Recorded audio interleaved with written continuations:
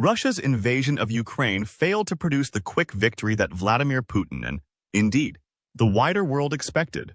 Kiev did not fall in days, as everyone assumed. The Ukrainian government survived. But this should not be as surprising as it once seemed. The mistake of assuming a rapid, decisive victory is one that military leaders and warring states have made since ancient times. Sun Tzu cautioned leaders who thought of uncomplicated victories that the worst policy of all is to besiege walled cities, and that there is no instance of a country having benefited from prolonged warfare. Putin, like so many wannabe conquerors before him, failed to heed these warnings, and by March 2022 found himself in a prolonged war of attrition. No single decisive battle would end this war. Exhaustion from equipment losses and casualties would. It's now been over 2 years since the invasion began, and both sides have suffered from the latest instance of protracted warfare. But how many casualties have both sides taken since February 24th, 2022? And how do these casualty figures tie into the ability of each of the warring countries to carry on the hostilities and walk away with a victory? First, it's helpful to remember that casualties do not equal people being killed in action. Casualties not only include those killed, but also wounded, captured, or missing. In 2021, Ukraine's population was about 44 million people. Russia's 2021 population was about 143.4 million, a figure 2 times as large. According to the Global Firepower Index, as of 2024, Ukraine has an available manpower of about 22 million, with 15.4 million fit for service, and 476,000 reaching military age annually. Russia has 69.4 million, 46.4 million, and 1.2 million in each respective category. 2 years of war in Ukraine have produced hundreds of thousands of casualties in a combined total. But trying to determine more specific figures than that is a little trickier. For understandable reasons, both sides are reluctant to release their data. Looking at the size of the respective armies is a good way to start. Before Russia invaded, Ukraine had about 300,000 personnel between its regular armed forces and paramilitary troops. The war has swelled Ukraine's forces to about 2 million today, with an active duty force of 900,000. The rest are reserves and paramilitary forces, and not all of them are deployed at once. Russia, meanwhile, began the invasion with 190,000 troops. This was obviously not enough. By May 2023, after the partial mobilizations began, the number went up to 300,000. According to EU sources, by September, Russian forces in Ukraine had increased to 420,000, according to sources in Ukrainian intelligence. Russia's armed forces. Number 1. 32 million active personnel, 2 million in reserve, and 250,000 paramilitary troops. Not all of these are deployed in Ukraine, as some of them need to patrol Russia's long borders. But more of the country's available troops have steadily been drawn in as the conflict continues. How many of these troops have become casualties? By June 2022, Ukraine reported that 10,000 of its men had been killed and an additional 30,000 injured. Russian losses were reported to be about 3 times that number, accounting for overestimates. This is at least a reasonable idea because Ukraine was on the defensive as Russia attempted to sweep through the Donbass region. In September, Russia released figures supposedly showing that Ukraine had suffered 61,000 deaths and about 49,000 wounded, in comparison to about 50,000 Russian wounded and 10 times fewer casualties. These figures were plainly absurd, especially with Russian troops routing as Ukraine regained thousands of square kilometers of territory. 2023 brought more concrete, independent data. In August, the Proceedings of the National Academy of Sciences of the United States of America, PNAS, used 4,609 reports of military and civilian losses encompassing both sides and developed a statistical model to come up with a reasonably accurate estimate of each country's respective casualties. The authors tried to account for reporting biases on both sides. In particular, the study found that both sides overestimated the losses suffered by their respective opponents. Ukraine, they said, tends to magnify Russian deaths to twice what they actually are, while Russia estimated that Ukraine suffered 4 times as many fatalities as it actually did. PNAS also said that Russian sources underestimated their own casualty figures. The authors noted that Russia has suffered both more total casualties and a greater proportion of fatalities within its casualties, and Russian sources typically only report a third of the deaths their armed forces actually suffer. PNAS estimated that by February 2024, Ukraine had suffered about 17,200 fatalities and about 33,000 injuries. At this point, Russia was taking tens of thousands of casualties in the months-long battle for Bakhmut. That same month, Russian Defense Minister Sergei Shoigu claimed that his forces had suffered 11,000 casualties in the battle. But Western officials said that between 20,000 and 30,000 Russian troops had become casualties there. These figures did not include the mercenaries from the then-active Wagner Group, which also suffered terrible losses in the battle, enough for it to rise in revolt against Moscow shortly after the city fell. Ukraine's garrison at Bakhmut had inflicted highly disproportionate casualties, but all was not well for Ukraine. As the Battle of Bakhmut raged, Ukraine was preparing for its counteroffensive in Zaporizhia. Western observers had high hopes for this operation and hoped that it would reach the Sea of Azov, cutting Russia's land bridge to Crimea. Unfortunately, Ukraine was unable to even come close to repeating the successes of 2022. The Ukrainian military wound up cracking the first two of Russia's three extensive defensive lines of Zaporizhia, but were unable to translate this momentum into a wider breakthrough. As Ukrainian forces flung themselves on the most elaborate network of fortifications seen in Europe since World War I, casualties naturally mounted. By August 2023, as the campaign in Zaporizhia raged, American sources estimated that Ukraine's casualties ballooned to a number between 100,000 and 120,000 injuries and 70,000 dead. Curiously, though, Russia is regarded as having taken more casualties in this campaign than Ukraine, despite being on the defensive. In September, the Institute for the Study of War noted that Russia's Storm Z detachments, with convict recruits, had arrived to act as cover for units in the regular army, such as the airborne forces. With these troops being treated as cannon fodder, Russia was suffering hundreds of casualties per day, even as the Ukrainian offensive was failing to make strategic gains. With costly human wave tactics harkening back to many past wars, it should not be surprising that Russia has suffered far more fatalities than it officially reports. In June 2022, Russian sources claimed that they had suffered about 5,900 fatalities since the war began, but British intelligence sources estimated it to be nearly 3 times that, at roughly 15,000, and Ukrainian sources claimed it was over 30. Given the biases that PNAS mentioned, the British figure is likely the most trustworthy for that point in the war. By February 2023, PNAS's estimate for Russian casualties was roughly 150,000 injuries and almost 70,000 fatalities. In August, after the Russians had captured Bakhmut at an enormous cost and were suffering during Ukraine's Zaporozhye campaign, American intelligence sources estimated that Russia had suffered 120,000 fatalities during the course of the war, with an additional 170,000 to 180,000 injured.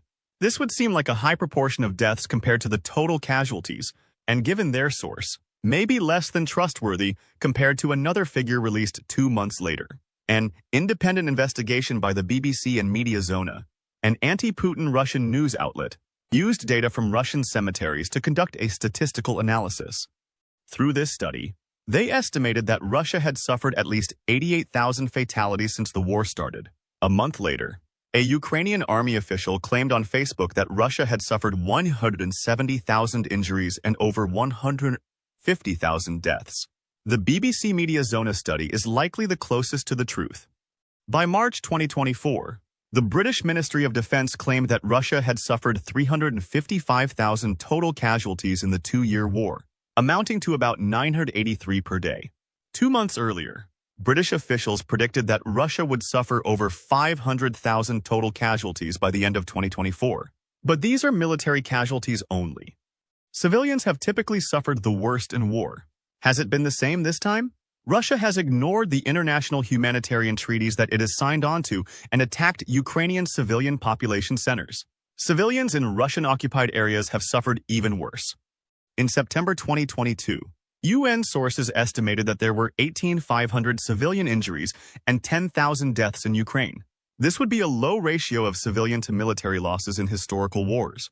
The UN said that the true figures could be much higher due to verification issues. Many of these casualties came during the siege of Mariupol that lasted between February and May 2022. Ukrainian sources claim that 25,000 civilians died there, although they would have wanted to magnify this number as part of the information warfare environment against Russia. UN sources confirmed 1,350 such deaths, but naturally estimated the number to be significantly higher. In January 2022, the city had a population of about 425,600 people. By May 2023, it had dropped to about 120,000, with the Institute for the Study of War citing Russian documentary evidence that plans were in place to ethnically cleanse the Ukrainian people there and replace them with Russians. UN sources claimed that 500 civilian deaths and 1,047 injuries were of children. Given that Russia has been known to attack at least one school in Kharkiv with cluster bombs, an unambiguous war crime that resulted in the death of a child, this is likely an undercount. Cluster bombs often fail to detonate, with Russian bombs in particular having dud rates as high as 40%. These unexploded bombs in effect become landmines.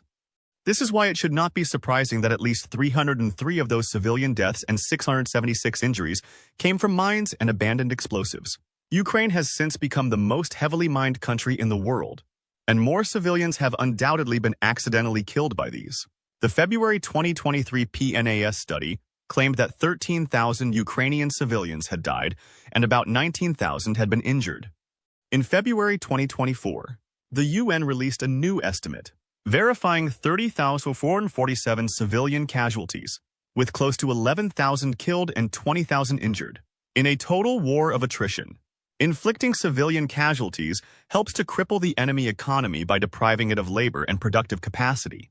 This was the case during World War II, and like in so many other ways, the Russian military seems to be taking this approach to the treatment of civilians in Ukraine, despite international humanitarian law. Since the war has mostly been fought on Ukrainian territory, Russia has suffered few civilian casualties. However, it's not escaped unscathed. Cross-border raids, such as the one in Belgorod in May 2023, and missile drone strikes have left their marks. By August 2023, 7x7, another Russian independent media source, estimated that there had been 105 civilian casualties. These were concentrated near the border with Ukraine. While wounded men can sometimes return to action, this is often not the case. By December 2023, at least 20,000 of Ukraine's wounded had required amputations, and according to a Russian source, that was perhaps being unusually honest. Over half of all the wounded Russian soldiers required amputation. Tens of thousands of troops are also suffering from mental health issues. Lack of adequate rotation, especially in the Russian lines, has led to a full-blown mental health crisis. Abuse of alcohol and other drugs is common. Although the reports vary, the conclusion seems inescapable that Russia has not only suffered more casualties than Ukraine, but at a disproportionate rate. However, because Russia has a significantly larger population, it can still more easily afford its casualties than Ukraine, since they are far more easily replaceable. There are additional problems for Ukraine in mobilizing its people to fight this war. Much of the population has become refugees since the invasion started. 8 million Ukrainians have been internally displaced between February and May 2022. An additional 8 million fled the country by the war's first anniversary. That amounts to 37% of the country's pre-war population. Although most of these refugees have been women and children who are either unfit for military service or are not fit for all tasks, experts estimate that at least 20,000 Ukrainian men fled to avoid being drafted. The situation seemed to improve for Ukraine by the end of 2022, as some of the refugees returned home, with the figures dropping down to 1 million internally displaced persons and 3 million Ukrainian refugees living abroad. Ukraine's successful counteroffensives drew some people back. However, the war has turned against Ukraine since then. There is a darker side to this population flow. About 1 million Ukrainian nationals have forcibly been deported to Russia. The Fourth Geneva Convention, which Russia has ratified, prohibits this, and so this practice is considered a war crime. The International Criminal Court issued an arrest warrant for some Russian officials, including Vladimir Putin, for this behavior. However, Ukraine is not the only one suffering a loss of available manpower through refugees.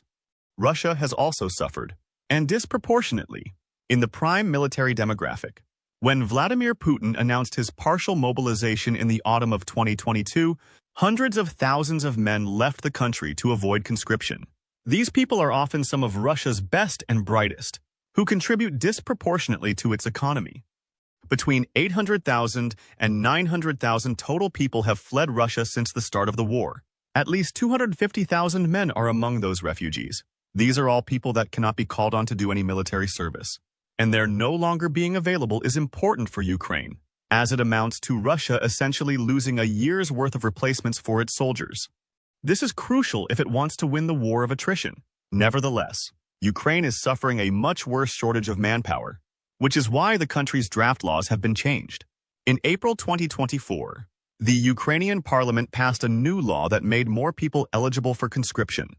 Ordinarily, Ukrainian men over the age of 27 had been subject to conscription upon the declaration of martial law. The legislator has since lowered the age to 25, but the law went further than broadening the draft pool. Ukraine's brass had complained that not enough troops are showing up to camp. Draft dodging has become common.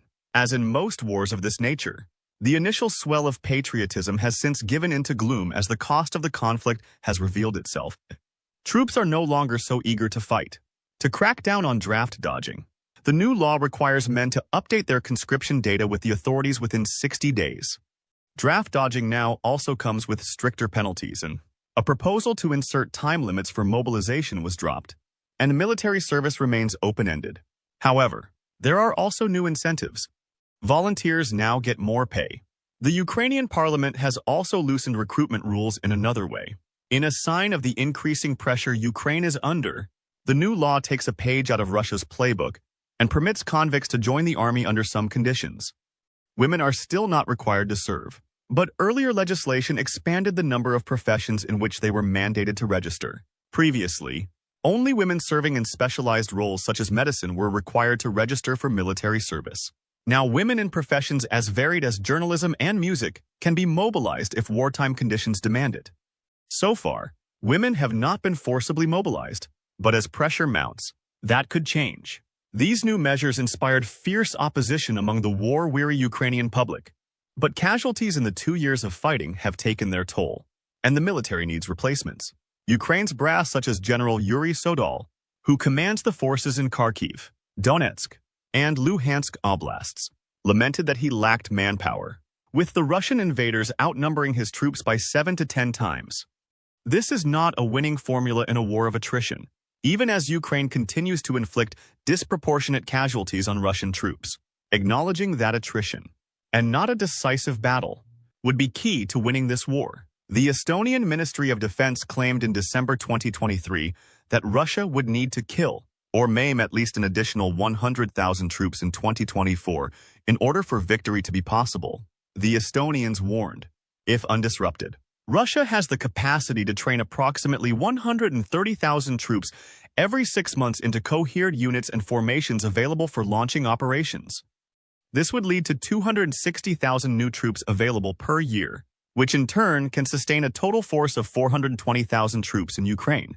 The Estonians said that Ukraine must increase the demand for Russian manpower to the point that Moscow cuts corners with its basic training and sends increasingly worthless replacements to the battlefield. These troops will die faster, leading to a feedback loop of Russia becoming increasingly desperate for manpower as the war spirals into an unsustainable cycle. To do this effectively, Ukraine must also mitigate its losses. The Estonians estimated that Ukraine suffered a total of 200,000 casualties just shy of the war's second anniversary. They recommended that Ukraine's Western allies help it to mitigate these casualties by providing better training to Ukrainian recruits. Over 100,000 Ukrainian soldiers have been trained by its Western allies. However, the Estonians reported that this training was not to the same quality. For example, basic training in the U.S. Army is 10 weeks, followed by months of additional training for specialized tasks. Ukrainian troops have only gotten 5 weeks in basic and presumably far less for specialized tasks. It's time for us to set new objectives, a new pace, a new standard of quality and training, the Estonians concluded. This strategy of increasing Ukraine's lethality while training its soldiers to higher standards will require time, though. Time that Russia believes it has on its side. Ukraine has suffered severe shortages of ammunition in the first half of 2024 as Western aid slowed down. Aid picked up in the spring, with millions of shells and other vital ammunition set to arrive this summer. These packages should take Ukraine at least into 2025. Ukraine already killed or maimed well over 100,000 Russian troops in the first 2 years of the war. With such tools on hand, it's in a good position to meet the benchmark the Estonians have set for it. But difficulties have been multiplying. The British general, Sir Richard Barons, warned in an interview with the BBC that a major Russian offensive looked to be coming this summer, which he thinks will be in Donbass and potentially toward Kharkiv. In April, General Christopher Cavoli, the senior American commander in Europe, warned that Ukraine would need significantly more aid and ammunition. Such aid is now arriving, and with stubborn Russian human wave tactics, the new shells, missiles, and later in the year, F-16s should give Ukraine the means to inflict the 100,000 deaths and permanent injuries the Estonians believe will be necessary. Only time will tell if the war takes a turn for the better and Ukraine can use its new weapons to inflict the casualties it supposedly needs to. But one thing about the casualties in the fighting is clear. War may be a highly emotional matter, inspiring works of art in the consciousness of nations for thousands of years. But to the generals, it's often only a matter of math. What do the casualties in Ukraine reveal about the state of the war and the prospect for both sides? Will Ukraine be able to inflict the necessary casualties on Russia as its so-called shell hunger ends this summer? Don't forget to let us know in the comments. Also, make sure to like this video and support the channel and hit the subscribe button for more military analysis from military experts. Now, go and check out Putin's huge tank losses or click this other video instead.